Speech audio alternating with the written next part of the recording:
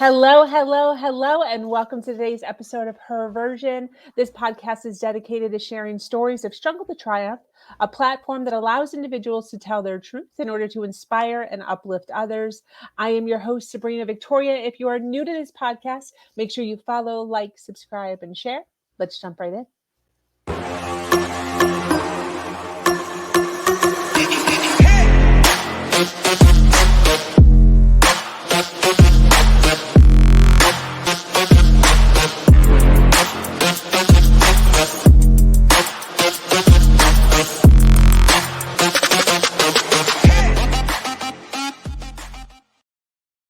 Thank you for joining us today for this episode of Her Version.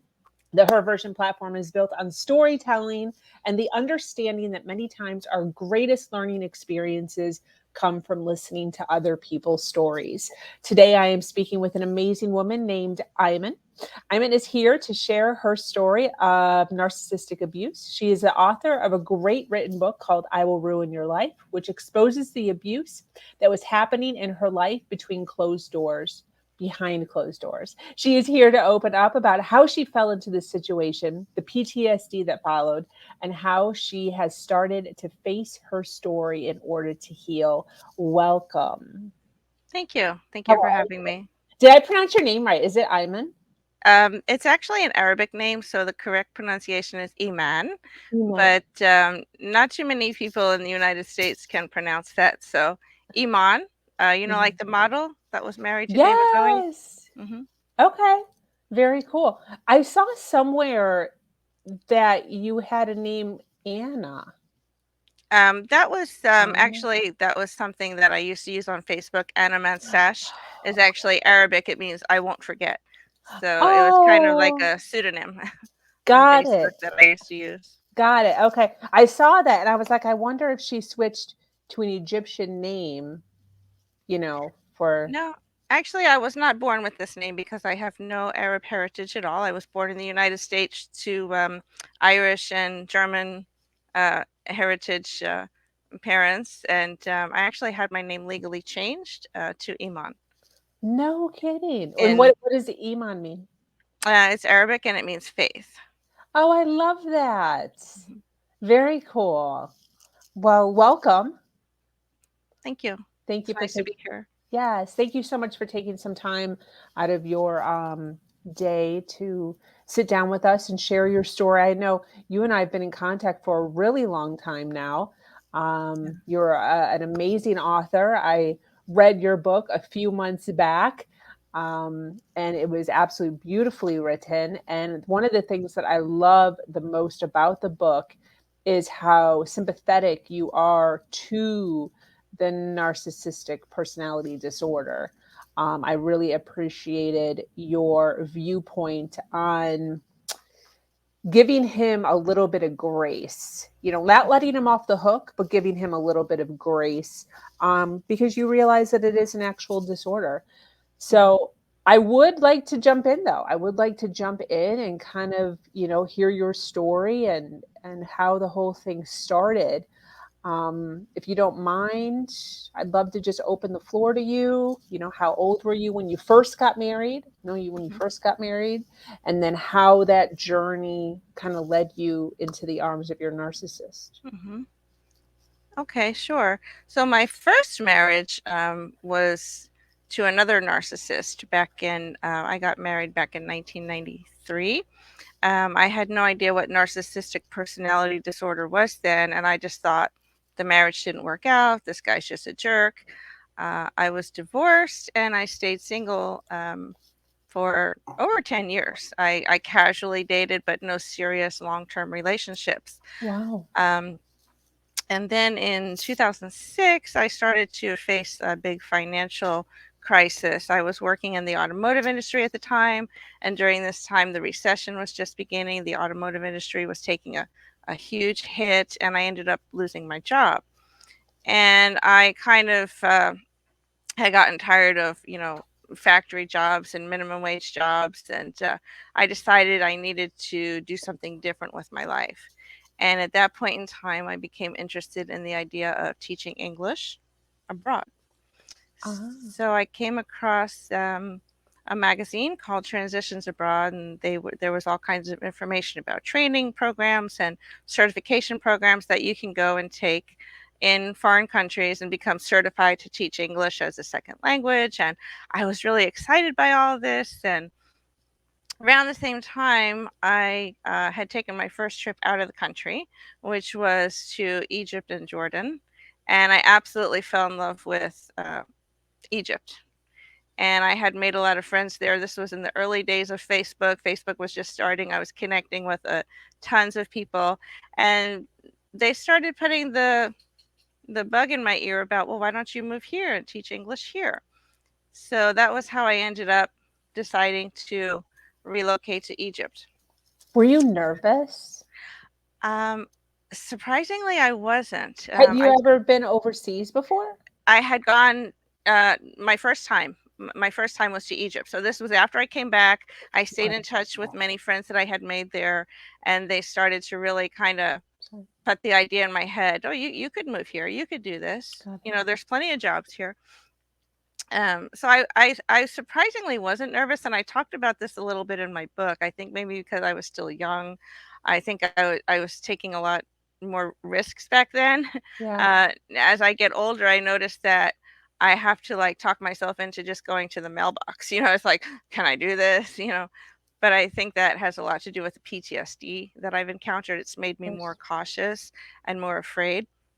But back then I was like ready to go, and I had a 100-pound Rottweiler, and I took the dog with me. And um, so that was how I ended up first coming into contact with the man who would become my husband in Egypt. I met him on a website called Couchsurfing. I wasn't looking for love, I wasn't looking for a relationship. I was simply looking for a place to crash for a while when I arrived in Egypt, because I was going to arrive in Egypt, and then there was like a 2-week period before my training class was going to start. So I thought, well, I need to just find some temporary lodging. I didn't have money for a hotel or to rent an apartment. So this couch surfing was relatively new. I got on there, and I reached out first to women because I thought I might feel more comfortable living with women. Makes Um, sense. but most of the women that I reached out to were like, I'm sorry, I don't have any availability. You know, I'm busy. I can't host you right now. So I went back to the list and I started responding to some men. And the man who would become my husband responded to me very quickly. Um, I looked at his profile. I felt instantly attracted to him, but not in a romantic way. I just felt like this is somebody I could be friends with. You know, this, Okay. yeah, this, he made it, the picture made me feel comfortable. The profile made me feel comfortable. And I think when we trust our instincts at some point, you know, um, we pay attention to those things in the beginning. Little did I know, but he made me feel comfortable initially, and he contacted me and he said, well, look, I have an extra room in my apartment. You know, I'm not going to put a time limit on this. You can stay as long as you need to. You know, the room is yours, you know, all that, you know, my home is your home, all that. And I said, well, I have a 100-pound Rottweiler. And he was like, oh, great. I love dogs. Bring your dog, you know, no problem. Wow. So I thought this is really unusual because most people in Egypt, due to the Islamic religion, they really don't like having dogs in the home. They have dogs outside the home. And other people who had responded to me were like, oh, I don't feel comfortable with the dog in my apartment, or Yeah. the dog can stay outside. And I said, no, the dog sleeps in the bed with me. It's not staying outside. So this guy was like, oh, no problem. Bring the dog, you know, sure. You know, so I was like, okay, this is good. This is a good Wow. sign. Yeah. So he was, incidentally, he already had a business visa to travel to the United States because he was working for a company which was based in Colorado. And I was living in Indiana at the time. I was closing out my life. I had lost my home. My house was foreclosed on. I had filed bankruptcy. I lost everything. Um, so in December, my ticket to go to Egypt was February, Valentine's Day. And in December, I had made the contact with him on couch surfing back in May, and we kept in touch for nearly 6 months. He would call me occasionally.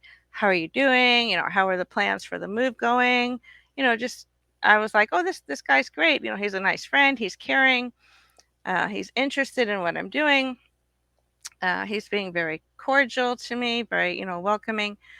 In December, he said, I have a business trip to go to the United States, and I would like to meet you before you come to Egypt. I'm going Okay. to Colorado. And I was living in Indiana at the time. And if you know anything about the Midwest in the winter months, horrible ice storms, it's really difficult to travel by vehicle, especially going through Colorado because the Yeah. highways are always closed. And I said to him, well, I would really love to meet you beforehand, before we become roommates. I think that would be smart. But it's going to be too difficult for me to get to Colorado. It's the icy season, the snowy season. So I'm sorry I can't make it. And then one day I just went on to a website and I was searching for cheap flights and I found a really cheap flight to Colorado. Hmm. So I had said to myself, I think it would be wise to meet in person before we move in together, Oh, even yeah. even as roommates. So I Okay. ended up taking the trip to Colorado. And when we met in Colorado, we instantly hated each other.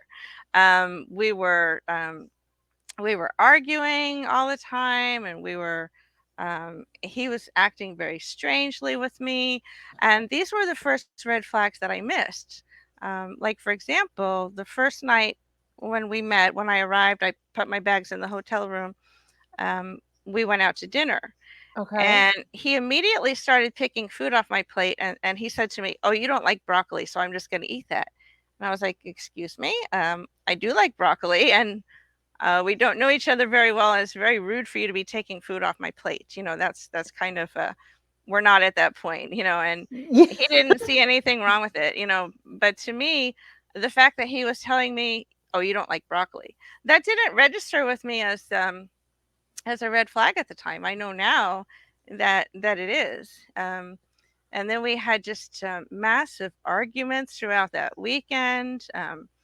Uh, Over everything from trying to buy a bottle of wine on Christmas when all the liquor stores were closed. And he made me drive to like 9 different liquor stores because he didn't believe me when I said liquor stores are closed on Christmas Eve. We're not going to buy a bottle of wine today. So these were all little things that I realized I was setting myself up for him to push my boundaries. You know, Yes. um, I instead of putting my foot down and saying, "You have to trust me. I live in this country. I know we're not going to find an open liquor store on Christmas Eve." I said, "Okay, I'll drive to another store just to show you." So I realized now that I was setting myself up to really allow him to push me and push me and push me and not believe what I was saying and not take my word for it. Um, so I thought, okay, well, he told me during that trip, well, as soon as you arrive in Cairo, I'm going to be moving to Dubai. And I was like, oh, thank God, great. I can get rid of him and, because obviously we don't get along, and I'll have the apartment to myself and things will be great. When I arrived in Cairo after I moved there February, again he started acting very strangely. When he picked me up at the airport, he was giving me the dirtiest look. And I thought, what did I do? Did I do something to upset him? And this again was another red flag that just went right over my head. And within a matter of weeks, things calmed down between us, and I realized that he had feelings for me. And I thought, okay, well, maybe he was acting like this because he didn't know how to express his feelings for me. So we began having a relationship then at that point. Okay. But a lot of red flags that I just missed in the beginning, unfortunately. Yeah. Mhm. Very much Dr. Jekyll and Mr. Hyde, as you put in your book. Mhm. Yeah, exactly. And especially that we were coming from two different cultures, I initially attributed a lot of what was happening to cultural differences. I said, Yeah. "Oh, this is just a cultural difference," you know, um, or usually they say the first year of marriage for any couple is difficult, or the first few months of a relationship, but it was extra difficult, um, which again I overlooked, attributing it to cultural differences, or you know we just met each other. We were married very quickly. We were married within 7 weeks of me actually moving to Cairo. And I had met his family. His mother had passed away.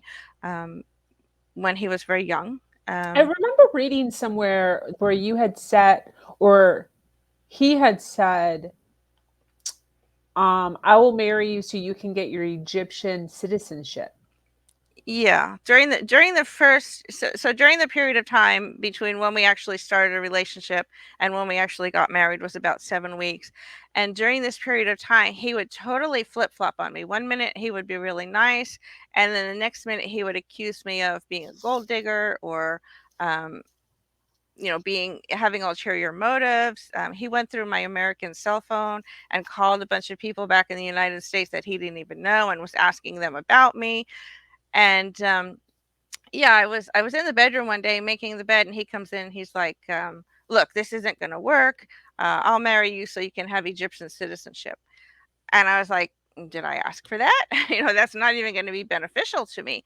But I didn't realize at the time that the thought process that was going on in his mind, with the irrational thoughts and the cognitive dissonance and the inability to sift through normal emotional um you know upheavals, like normal people. um with the NPD, their mind basically just goes insane, and they just start coming up with all these things that they believe to be true, which a lot of people like to call narcissists liars. A lie is something intentional. It's an intentional statement meant to deceive. But Oh, narcissists are delusional because they actually believe that their thoughts are correct. So they're not actually lying. In some cases, they can be, but a lie is a deliberate and intentional statement meant to deceive. A delusion, which is what he was experiencing, was that, oh, this woman's out to get me. She just wants wow. my money. She just wants a citizenship. So for him, he was convinced that these things he was saying were true. And he didn't really understand anything wrong with his thought process or his logic. Whereas I was Wow. sitting there going, what on earth is going on? What have I done? Why does he keep, in the morning he's nice to me, and then in the afternoon he's just totally flipped a switch on me. Absolutely. When in all of this, how long were you married, by the way? I don't remember. 8 years. 8 years. I remember you saying in your first marriage, you now know narcissist traits or disorder. Hmm. Um, so I assume you went into this one still not knowing what it was. When did you finally figure it out? Did you figure it out after you left or in the midst of it? I figured out, I was discarded by him in October of 2016, and I figured it out in the middle of 2017 when I Wow. started Googling, why am I having nightmares? And then I realized, like a light bulb went off in my head. So it was like, you might be a victim of narcissistic personality disorder abuse. And it was like a light bulb went off in my head. And then not only did I realize that my first husband was also a Right. narcissist and I thought he was just a jerk, so I divorced him, but also my stepmother, who had been horribly, horribly abusive. And I realized that I was about 48 years old at the time when I first heard of narcissistic personality disorder. I realized I had spent over half my life being abused by narcissists and not even knowing what it was. Wow. This is why I so appreciate women like you who are coming on and talking about it, because there just obviously is not enough information at this moment about it, because there's so many individuals who are just now, like within the last few years, and they've lived for so long having zero idea that there was actually abuse going on in the relationship. They just think that they're just hanging out with jerks, Hmm. like you said. Hmm. Um, I want to ask, during the 8 years, what was their turning point? I mean, what finally set you off where you said, enough is enough and I'm going to leave? I didn't. What Oh, happened oh is, yeah, you discarded. Okay. So yeah, I was how did I that was roll? discarded. Well, in January of 2015, he became a U.S. citizen. Through In 2010, I moved back to the United States. In 2011, he came, and of course, he got the permanent status right away. You have to remain, in order to become a citizen, you have to be remain 3 years with the U.S. citizen before you can apply for citizenship. Okay. That's through marriage. And so in January of 2015, he became a U.S. citizen. The second he had his U.S. passport in his hand, he started acting differently towards me. He started sleeping on the couch, and I would try to wake him up to come to bed, and he wouldn't. And he started saying very strange things like, well, when I'm gone, you're going to see what you had and you'll appreciate it. And like, these things were not sitting right with me, but I thought, no, he's my husband, he loves me, even though he has a problem and we have a lot of struggles. We're in this together, Yeah. we're in this for the long haul. I never expected what was coming. And I had received a scholarship. I was attending university at the time, and I received a scholarship to study Arabic for the summer of 2015 in Jordan. And he was very happy for me, and of course he was going to stay here in our house and take care of the dogs while I was gone for the summer. Everything was fine. About 2 weeks before I was supposed to leave for Jordan, I come home from work one day and he's gone. And his car was outside, but the car was registered in my name, so he left the car. um, and I started looking around the house, and he had taken the strangest things. It was June, or it was the end of May, very Okay. hot in southern Indiana, but he had taken all his winter clothes, and he had taken a desktop computer and a suitcase. Like, everything else was here. And I thought, wow, this is really bizarre. And I knew, he had very few friends here in the city we were living in, so I knew that he had obviously gone to one of the friends. But the period leading up to this was what I call his psychotic breaks. He would have these, and I talk about these a lot in my book, where he would have these uh, periods of high stress that would just push him over the edge, and he would have like a complete psychotic break. And around that time period, he became convinced that I was going to kill him. Like, he legitimately thought I was going to shoot him. And nothing that I could say or do would convince him otherwise. He also became convinced that I was having an affair with an 80-year-old man who cut our grass. And I said to him, that's absolutely absurd, you know. But again, with the cognitive dissonance in his mind, this was absolutely true. This Yeah. was a delusion that he held. And so I came home and he was gone. Um, so I start running around. I'm panicking because I have to leave the country in 2 weeks. I start going around trying to find places to help him because we don't have any insurance. We didn't have any insurance, so we couldn't get him the proper help. There were very few counseling centers around, and most of those that are income based are therapy, kind of, general counseling. They don't deal with psychiatric disorders, just for people that need to talk through problems. And this is not what he needed. So we were getting all the wrong kinds of help. I was running myself ragged, going all over town, trying to find, where can we get help? We have no money, we have no insurance. And of course, well meaning people who have no idea the severity of the situation were saying, oh, just go here, just go here. It doesn't work. So I ended up going to this domestic violence shelter. And I walked in there and I said, look, this is what I'm going through. I was very exacerbated. I was like out of breath. I like ran in there and threw myself on the woman's desk. And I was like, look, this is what I'm going through. And she listened to me. And I That's remember it. asking her a question. I said, is this abuse? And she said, yes, it is. And she suggested that I go to the domestic violence shelter. And I said, well, you don't understand. I'm not being hit. I don't want to take a bed away from somebody who needs it more than I do. I said, my life is not in danger. I'm just miserable. So even though it had become clear to me at this point that it's abuse and it was having an effect on me, I still didn't see the need to leave. I still didn't see the need to leave. I was still more concerned about getting him help Wow. and finding someone to help him. Wow. Look at that. Um, so with that, I think first, at this point in the story, he hasn't hit you. But I remember He's never hit me. I Well, thought there was a one time. One time it was kind of like, when you smack someone in the face when they're acting hysterical, mhm, and you smack them in the face to wake them up. There was one time in the beginning of our relationship in Egypt when I was pushed over the limit. Like I had no idea what was even happening, and I started reacting like a crazy person to the accusations, uh, Yes, I to can the relate. all the threats, and I just would flip my lid regularly and start screaming at him like, "What's wrong with you?" And he was like, "Look, you see, you're crazy. You're crazy. You see, it's you." So he smacked me in the face one time, kind of like to uh, get me out of that. Like jar But you. it wasn't, yeah, it wasn't like hitting me to hit me. It was more like he thought that I was being irrational and I was being crazy. And really, dealing with the accusations and trying to defend yourself with all the stonewalling and all this psychological abuse tactics that they unleash on you, where the gaslighting, you react to that, and especially when you hold it in for so long, you are going to blow up. You are just going to explode, and then it's like, there, you see, there is something wrong with you. They flip that around on you to show you you're the problem.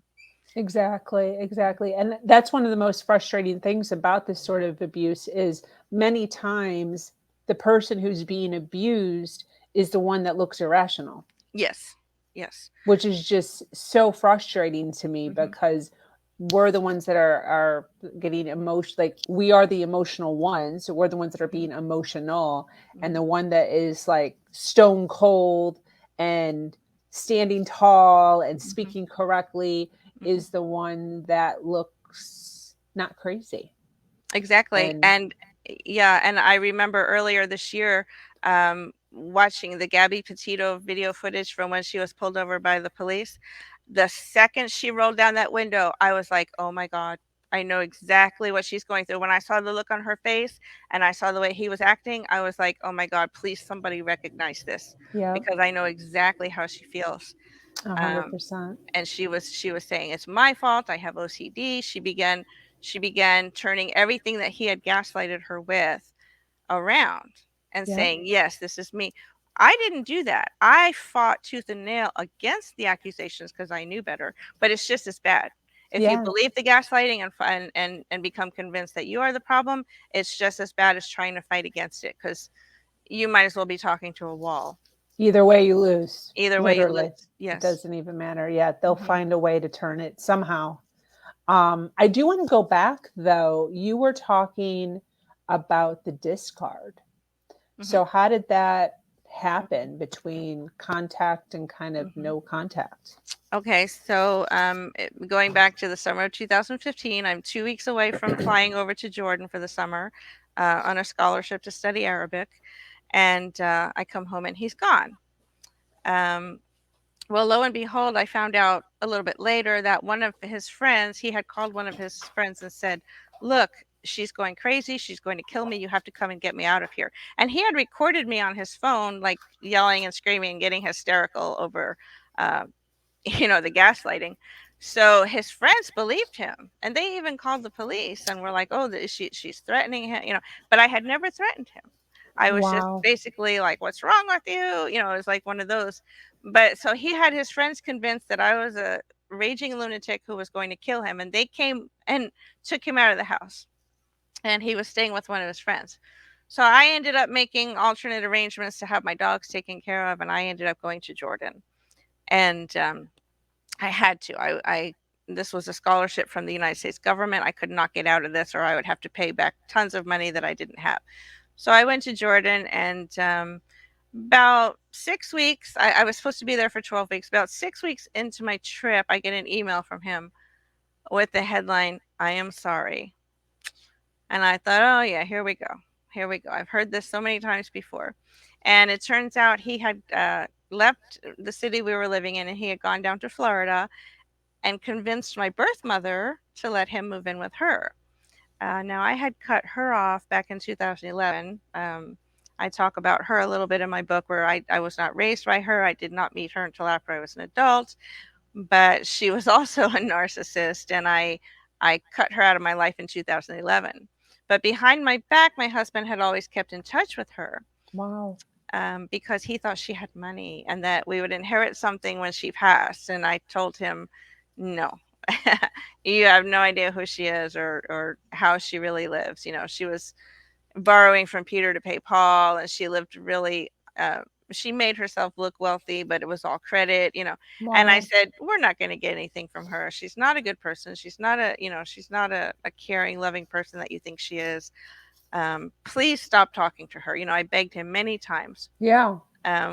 So at this point, I'm really pissed because my mother, supposed to be my mother, convinced him to move down to Florida and get away from me without ever picking up the phone and saying, "Hey, what's going on with your marriage? Why is your husband calling me?"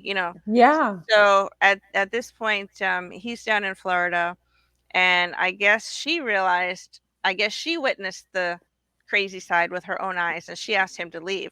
So now he's Wow. homeless down in Florida. So what does he do? He comes Calls you. contacting me. So I knew it was a Hoover. And I said to him, I said, look, you just have nowhere to go. That's why you're calling me. No, no, no, that's not true. I love you. Um, I'm so sorry. I'm going to get help this time.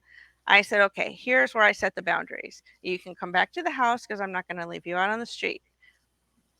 But the abuse needs to stop. Oh, I don't abuse you. Yes, you do.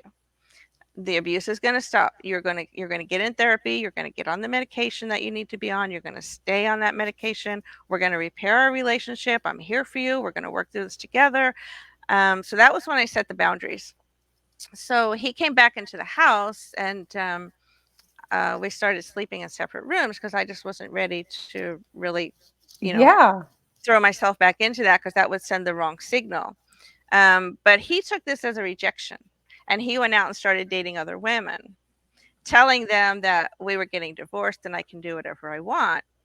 And so he was pushing me every day. He would come home from work and basically push me to a point. He would say things like, I don't know why you're hanging that shelf. I'm not going to be here that much longer anyway. And he was pushing and pushing and pushing all the buttons because he knew that it would make me Got flip it. out again, Yeah. throw him out, um, and then he could look like the innocent the innocent one. Got it. So he railroaded me to file a divorce. I did not want a divorce. I wanted us to work this out. I wanted him to get the right kind of help.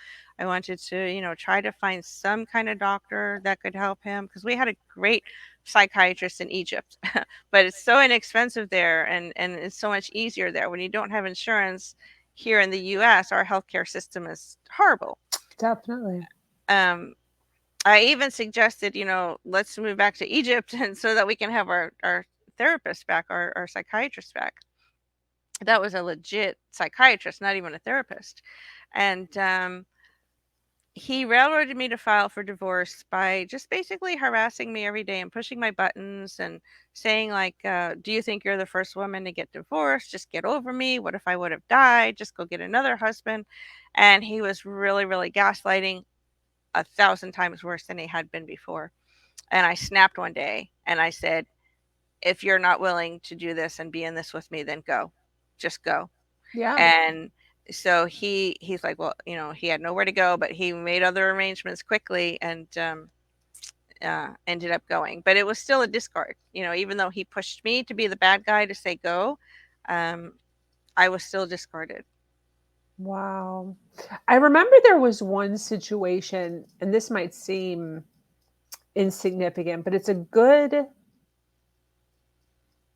for maybe way to identify gaslighting, maybe. I don't know. But I remember there was an incident with you dyeing your hair.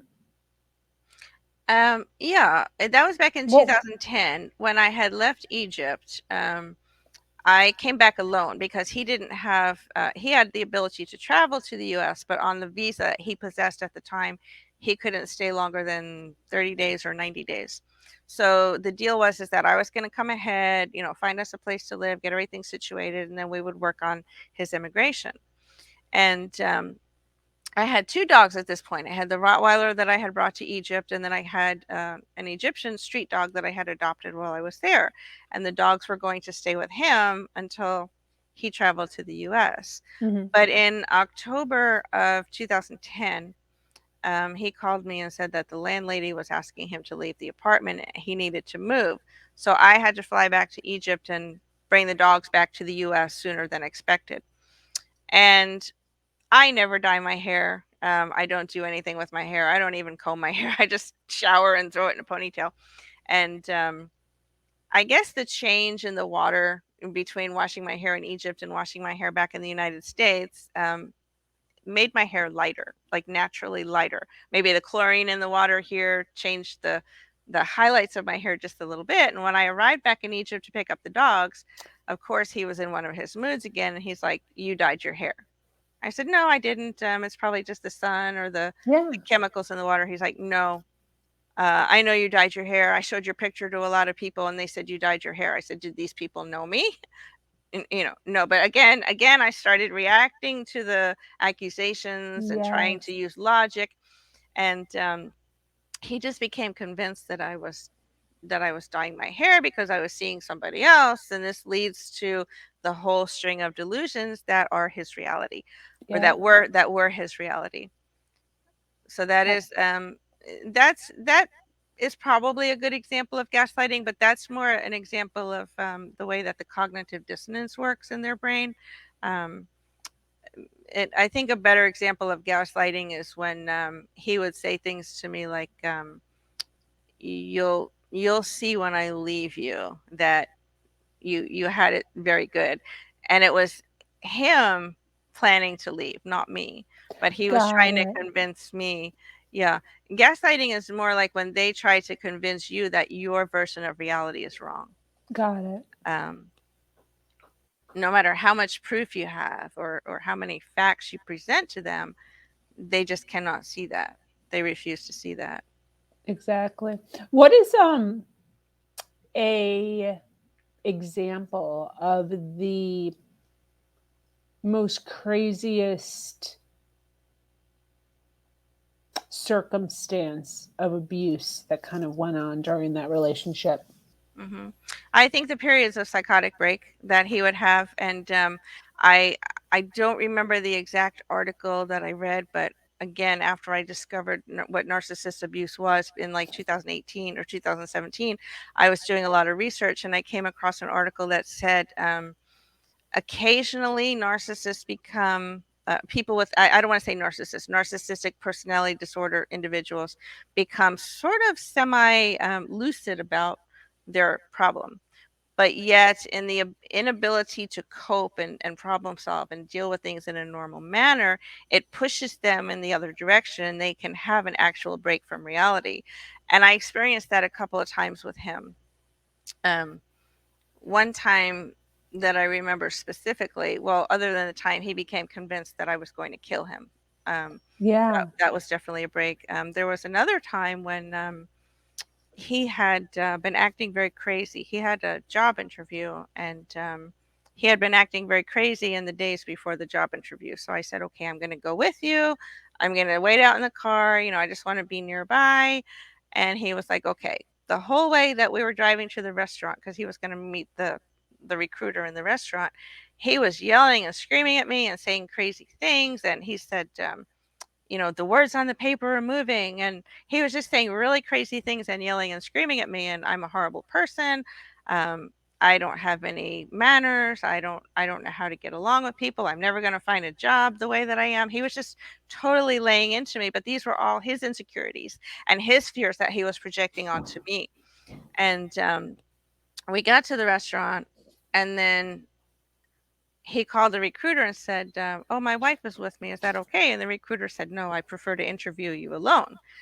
So he turns to me, and I was a horrible person because I wanted to wait out in the car. But the second the recruiter came around the corner, it was like, whoosh, he Yeah.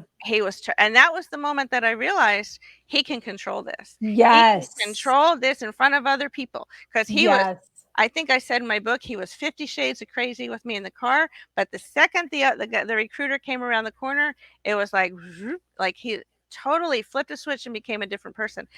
And that was in like 2015, 2014, I think, right before the citizenship thing.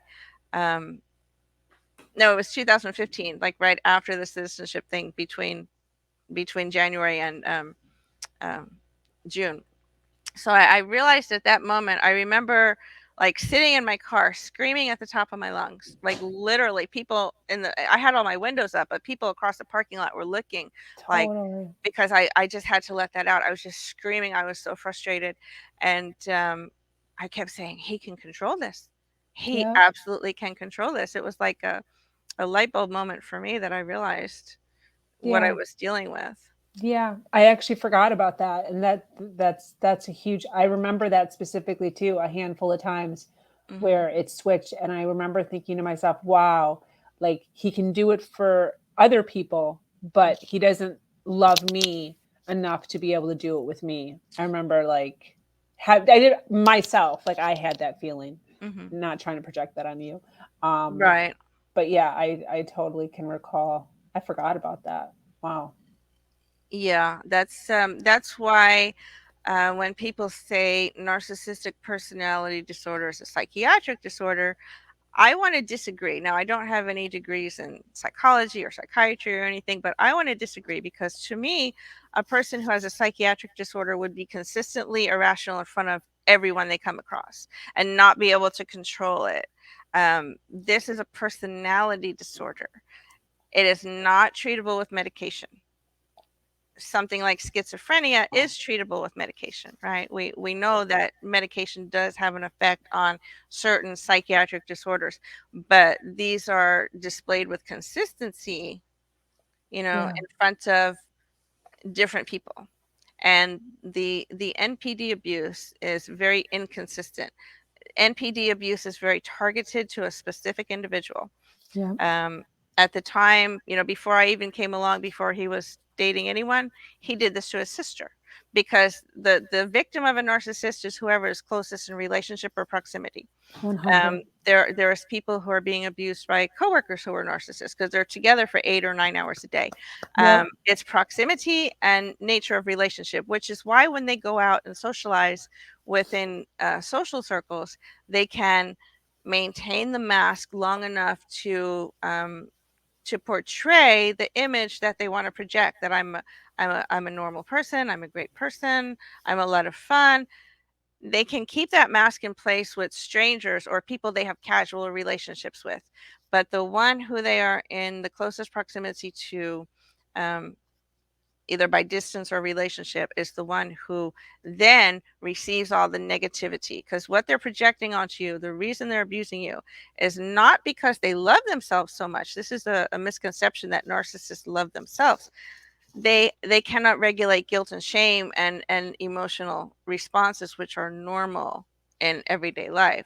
So Yeah. therefore they have to have an outlet, an external outlet, um to project their guilt and their shame and their negative feelings. So for example, whenever my husband would like lose a job because he couldn't get along with coworkers, it became my fault that he lost the job. you know um, it, Yeah. it was projected onto me because he needed an outlet. He couldn't look at himself and say, oh, I screwed up, I did wrong, I said something to a coworker that I shouldn't have. A normal person would be able to internalize the mistakes they made and internalize the shame and the guilt. The narcissist has to put it out onto somebody else. Absolutely. Absolutely.